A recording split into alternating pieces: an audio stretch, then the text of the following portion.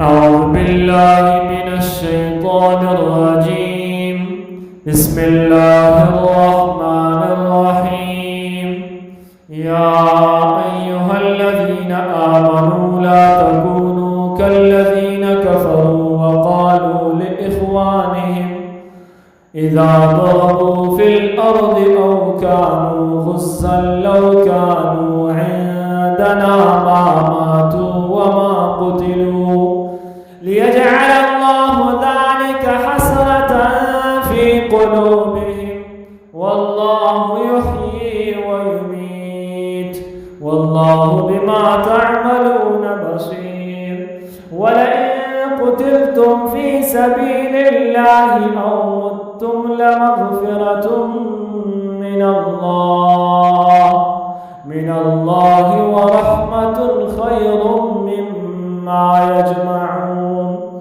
ولئن متم أو قتلتم لإلى الله تحشرون. فبما رحمة من الله لنت لهم ولو كنت فظا غليظ القلب لانفضوا من حولك فاعف عنهم واستغفر لهم وشاورهم في الأمر فإذا عزمت فتوكل على الله إن الله يحب المتوكلين. إن ينصركم الله فلا غالب لكم وإن يخذلكم فمن ذا الذي ينصركم من بعده وعلى الله فليتوكل المؤمنون.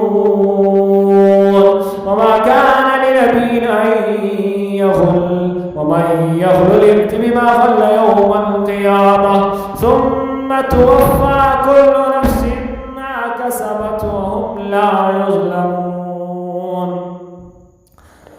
أفمن اتبع رضوان الله كمن باء بسخط من الله ومأواه جهنم وبئس المصير.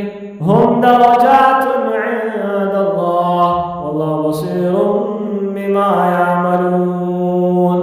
لقد من الله على المؤمنين إذ بعث فيهم رسولا من أنفسهم يتلو عليهم آياته ويزكيهم ويعلمهم الكتاب والحكمة وإن كانوا من قبل لفي ضلال مبين. أولما أصابتكم مصيبة قد أصبتم مثليها قلتم أنى هذا قل هو من عند أنفسكم إن الله على كل شيء قدير. وما أصابكم يوم التقى الجمعان فبإذن الله وليعلم الذين نافقوا وقيل لهم تعالوا قاتلوا في سبيل الله أو ادفعوا قالوا لو نعلم قتالا لاتبعناكم هم للكفر يومئذ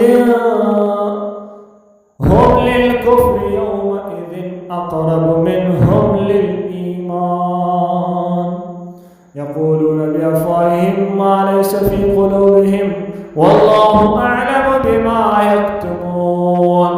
الذين قالوا لإخوانهم وقعدوا لو أطاعونا ما قتلوا قل فادرءوا عن أنفسكم الموت إن كنتم صادقين. ولا تحسبن الذين قتلوا في سبيل الله أمواتا بل أحياء عند ربهم يرزقون فرحين بما آتاهم الله من فضله ويستبشرون بالذين لم يلحقوا بهم من خلفهم ألا خوف عليهم ولا هم يحزنون.